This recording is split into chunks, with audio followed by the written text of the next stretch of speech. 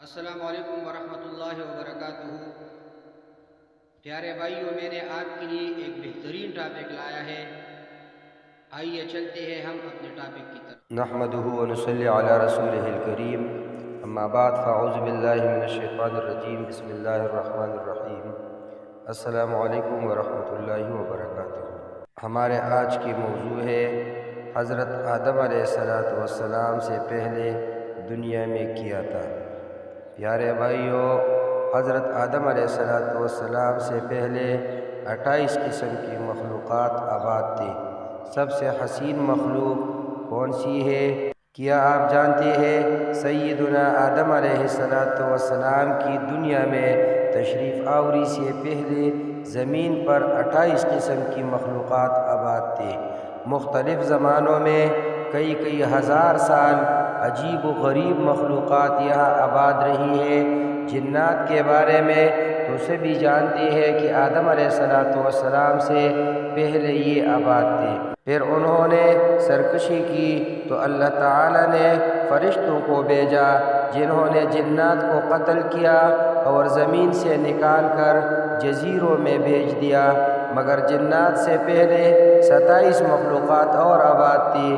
ان میں سے بن، پھر خن، پھر من دنیا میں آباد رہی۔ علامہ ابن کثیر نے البدایہ والنہایہ میں لکھا کہ بن و خن زمین میں رہتی تھی، وہ سرکش ہو گئی تو اللہ تعالی نے جن بھیجے، جنہوں نے بن و خن کو زمین سے نکال دیا۔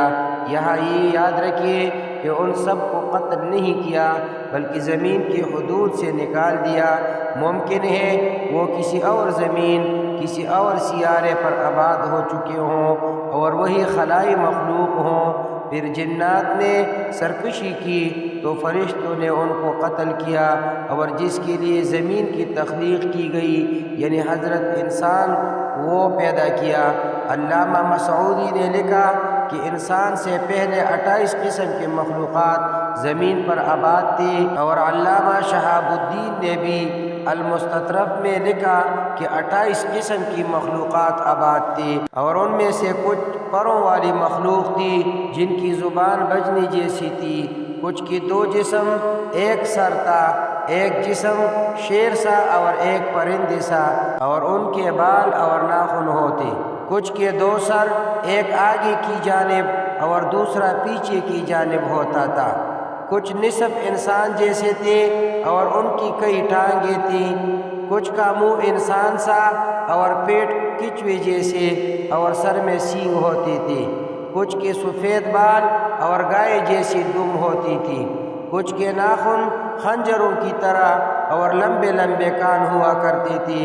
علامہ مسعودی نے ایک جگہ لکھا کہ آدم علیہ السلام سے پہلے 120 مخلوقات آباد تھے، اصل میں 28 ہی تھے، باہم شادی کی وجہ سے وہ مزید الگ الگ ہوتے گئے، اور یوں 120 عجیب و غریب مخلوقات بن گئی، اور سب سے آخر میں حضرت انسان کو پیدا کیا گیا جو سب مخلوقات میں حسین و جمیل ہے۔ اللہ رب العزت نے فرمایا لقد خلقنا الانسان فی احسن تقویم، ہم نے انسان کو سب سے اچھی صورت میں پیدا کیا، اور حدیث پاک میں ہے ان اللہ خلق آدم علی صورتہ، اللہ رب العزت نے آدم علیہ السلام کو اپنی پسندیدہ ترین صورت پر پیدا کیا۔